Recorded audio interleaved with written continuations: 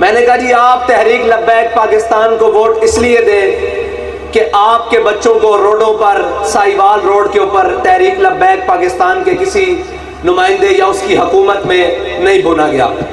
آپ تحریک لبیک پاکستان کو اس لیے ووٹ دیں کہ آپ کی بیٹی ڈاکٹر عافیہ صدیقی کو اٹھا کر امریکہ کے حوالے تحریک لبیک پاکستان نے نہیں کیا۔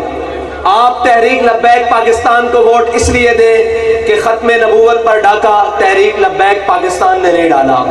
آپ تحریک لبیک پاکستان کو ووٹ اس لیے دیں کہ تبدیلی کے نام پر آپ کی چینی، چاول اور آٹا تحریک لبیک پاکستان نے نہیں کھایا۔ آپ تحریک لبیک پاکستان کو اس لیے ووٹ دیں کہ تحریک لبیک پاکستان نے پلیٹ میں کشمیر رکھ کر ہندوستان کے حوالے نہیں کیا۔